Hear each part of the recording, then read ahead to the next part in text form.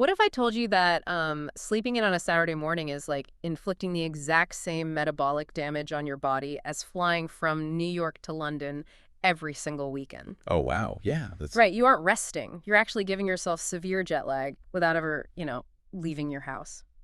it's uh it's a really harsh reality check, Hmm. honestly, because I mean, we have this culturally ingrained like no pain, no gain paradigm where we think peak performance requires constant exhaustion. Yeah, totally. And we assume that recovery is just about, being unconscious for a few extra hours. But when you look at the clinical literature on human biology, that entire worldview just collapses.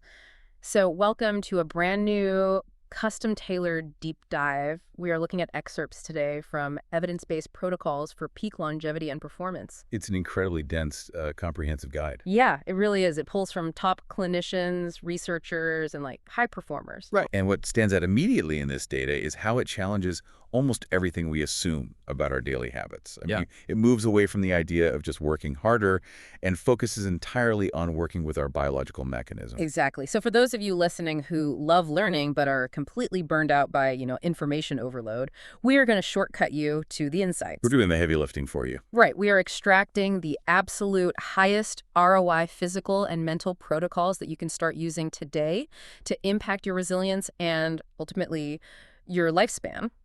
And to find those biological levers, we are starting at the very first minute of your day. Yeah, because how you manage your neurochemistry in those first 30 minutes of waking essentially dictates your systemic stress resilience for the next 16 hours. Which is wild to think about.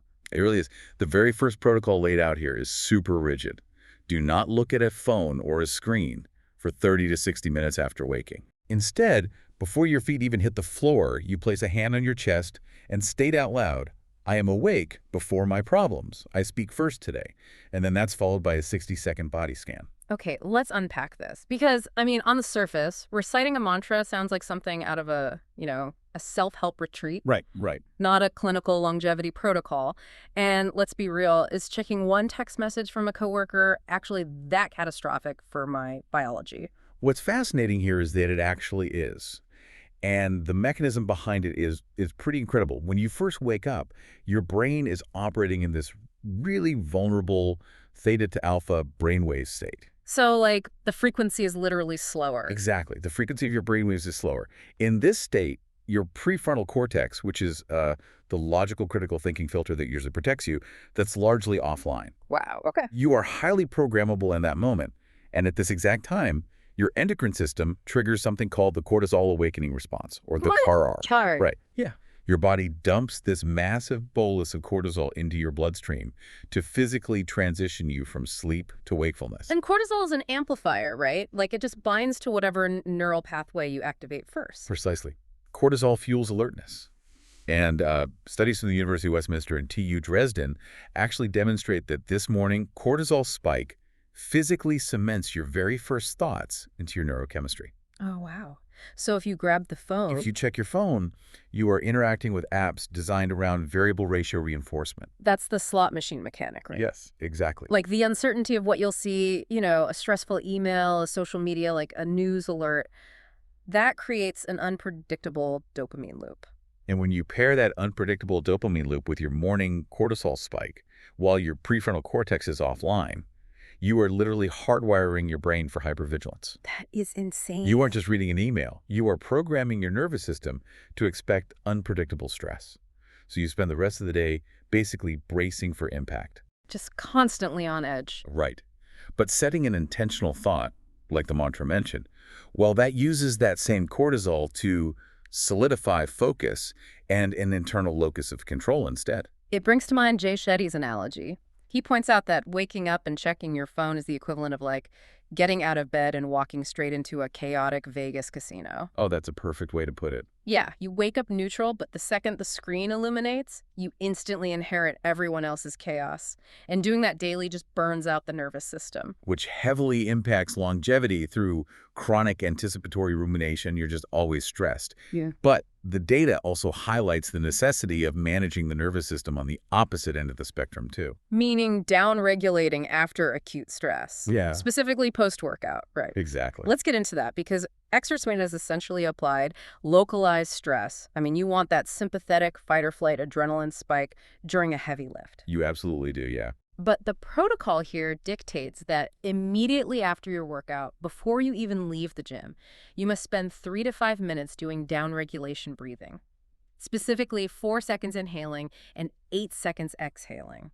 Why the prolonged exhale? It's a mechanical hack for your biology. Right.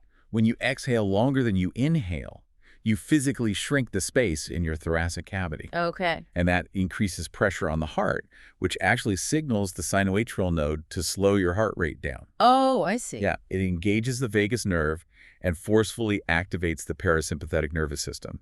It sends a biochemical signal to your brain that says, hey, the tiger is gone. We are safe. That makes so much sense. Right. It cuts off the systemic adrenaline loop instantly. There is a brilliant case study here involving Dr. Andrew Huberman.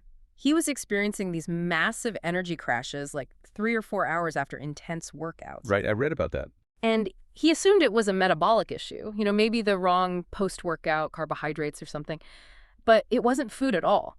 He was suffering from a delayed adrenaline crash because his nervous system was staying in fight or flight long after he left the gym. Exactly. Once he implemented just 5 minutes of that 4-in, 8-out breathing, the energy crashes completely vanished. Because by actively clearing that systemic cortisol burden through breathing, you stop the brain from draining neural energy, and you redirect blood flow back to your digestive and muscular systems, which massively accelerates localized tissue recovery.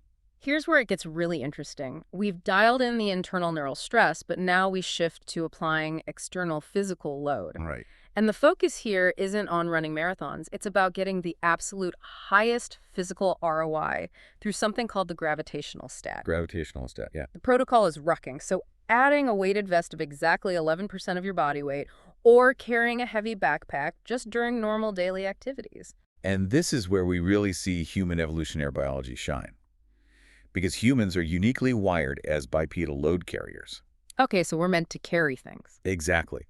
When you strap 11% of your body weight onto your frame, your bones and joints experience this microscopic bending. Wow. Yeah, and mechanosensors in your skeletal system detect this new chronic load and realize, uh-oh, we need more structural support and more fuel. Oh, I love that. It forcefully upregulates your basal metabolic rate without spiking your heart rate into some unsustainable cardio zone. It's like shrinking your body's internal thermostat. You are essentially convincing your biology that it suddenly lives on a much heavier planet. So it has no choice but to build thicker armor and burn more fuel just to exist in space. That's actually a highly accurate way to visualize the mechanism. Yeah. There is a randomized controlled trial from BMC Medicine detailed in the text that proves just how powerful this is. The rest study, right? Yeah. Researchers took obese individuals and split them into 2 groups. One wore a heavy load vest at 11% body weight. The other wore a light load vest with just 1% body weight. And the results after 5 weeks are staggering.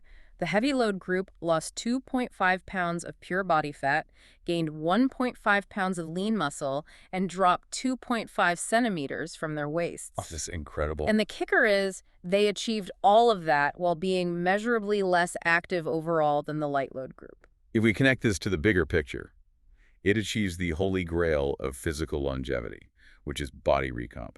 Right. Simultaneous fat loss and muscle gain. Exactly. You don't have to suffer through 2 hours on a treadmill. You just have to load the skeletal structure. Sean Stevenson uses a great variation of this. He takes his family on weekend hikes and they bring along a heavy kettlebell. They don't swing it, they just carry it. I love that idea. Yeah, and when one person tires out, they just pass it to the next. It turns a basic walk into a core stabilizing metabolic challenge that constantly pings that gravitational stat. And while load carriage alters metabolism, we really have to pair it with the second major physical protocol, which is isometrics. Right, isometrics. This is absolutely crucial for joint longevity. The protocol here is holding an exercise at its point of maximum tension for 20 to 45 seconds. So think holding the bottom of a push-up or sitting deep in a wall sit or doing a dead hang from a pull-up bar. Right. But let me push back here for a second. Why not just lift weights through a full range of motion? Why freeze at the bottom? It's a great question. It's because muscles and tendons require entirely different stimuli to adapt. Oh, okay. Yeah, muscles have a great blood supply. They respond really well to dynamic movement. Yeah. But tendons are essentially a vascular connective tissue. They attach muscle to bone, and they adapt very slowly. Because they don't have that same blood flow. Exactly. When you hold an isometric contraction, you force the muscle to contract without changing its length. So you are isolating the tension onto the connective tissue. Precisely. This prolonged, static tension creates a sponge effect in the tendon. The extreme pressure basically squeezes out metabolic waste, and the moment you release the tension, the tendon sucks in fresh fluid and nutrients. Oh, that's fascinating. Yeah, and studies in the Journal of Physiology demonstrate that this specific mechanism signals fibroblasts to lay down new collagen, which uniquely stiffens the tendon. And just to clarify the biology here, we actually want stiff tendons. We do, yeah. You want highly flexible muscles, but incredibly stiff, springy tendons. That mechanical stiffness allows your joints to absorb and transfer force efficiently without tearing. So it's biological shock absorption. Exactly. Stevenson applied this with his son, who's a basketball player and was suffering from severe knee pain. Instead of doing fast, dynamic squats, they switched to rear foot elevated split squats, but just held the deep bottom position for 35 seconds per leg. And it worked, right? Yeah, by thickening the collagen matrix in the patellar tendon, the knee pain was completely eliminated. It is arguably the most effective, evidence-based defense against the age-related breakdown of musculoskeletal functionality. Okay, so we have the morning neural state lockdown, the post-workout vagus nerve reset, and we are remodeling our bones and tendons with load and tension. Sounds pretty comprehensive. You would think you are completely optimized. But here is where the biology becomes incredibly unforgiving. You can do all of that perfectly, and silent saboteurs in your daily routine will systematically dismantle all of your hard work. Right. And the most prevalent saboteur is hidden in how we sleep. Or rather, the lack of a rigid sleep time zone.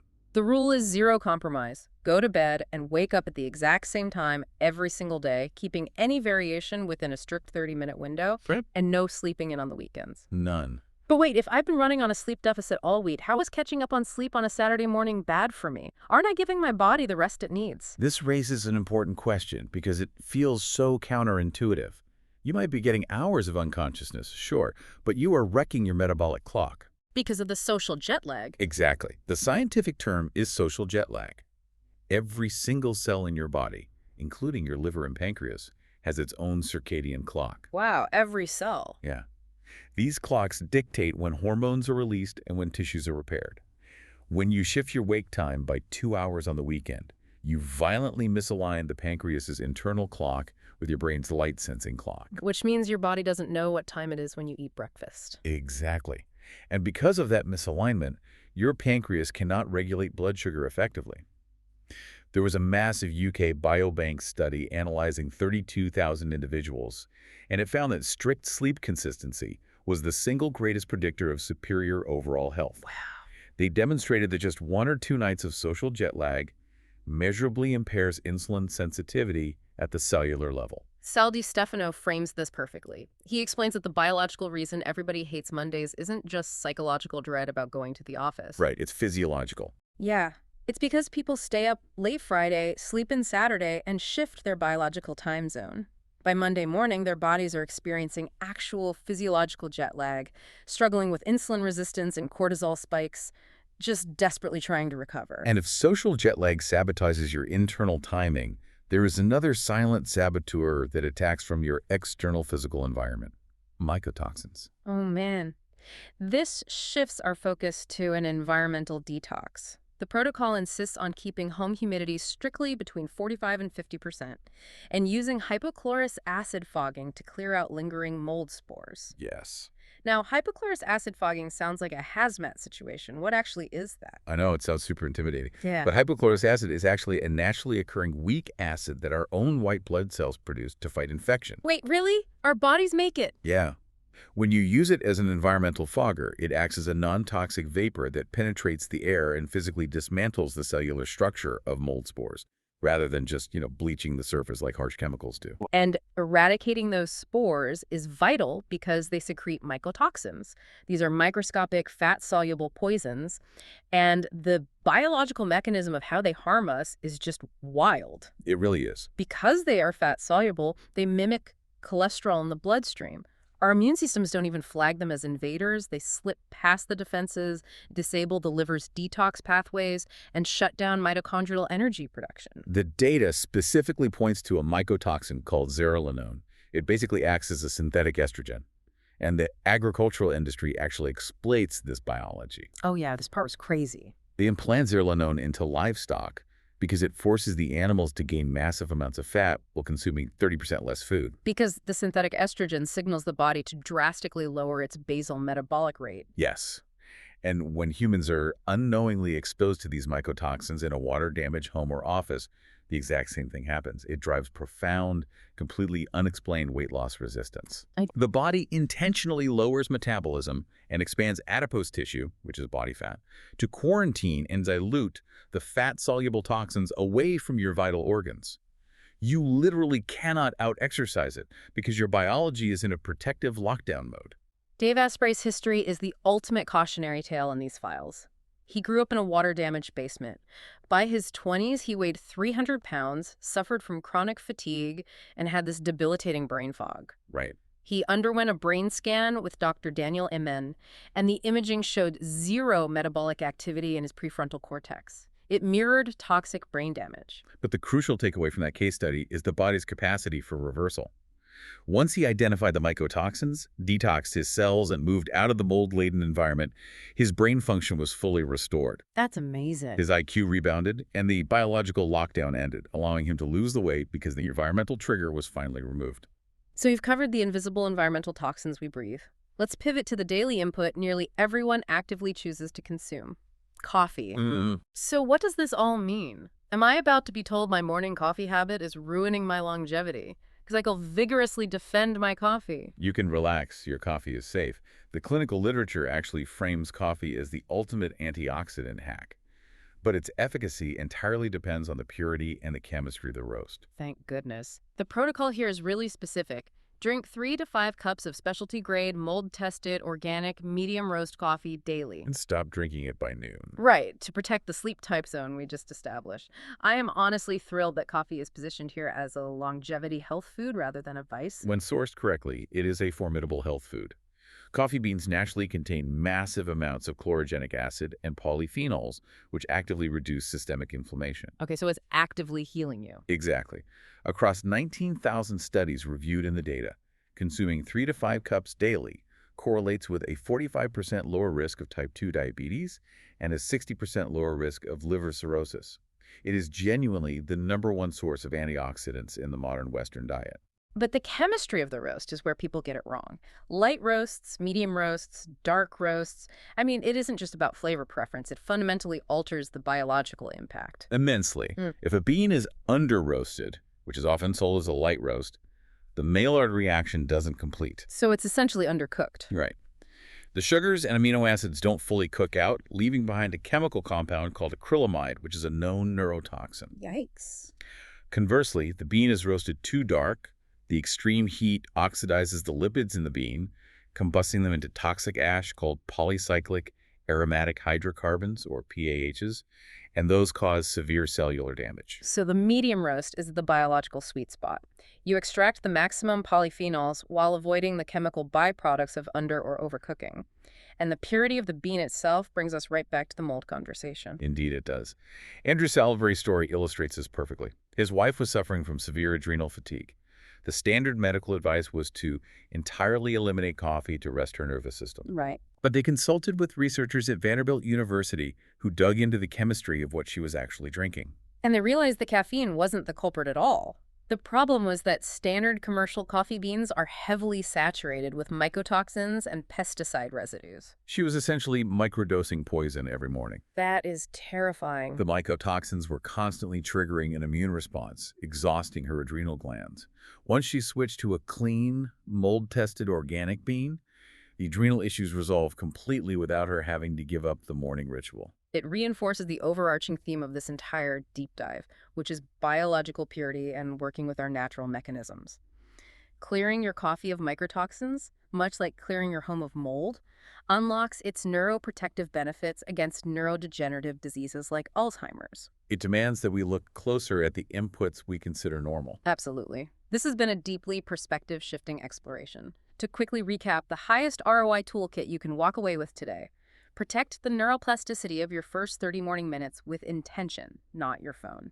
Crucial. Signal your vagus nerve with 4 ins, 8 out breathing right after your workout. Trick your gravitational stack by adding an 11% weight load to your routine. Get that zest. Remodel your tendons by holding maximum tension for 30 seconds.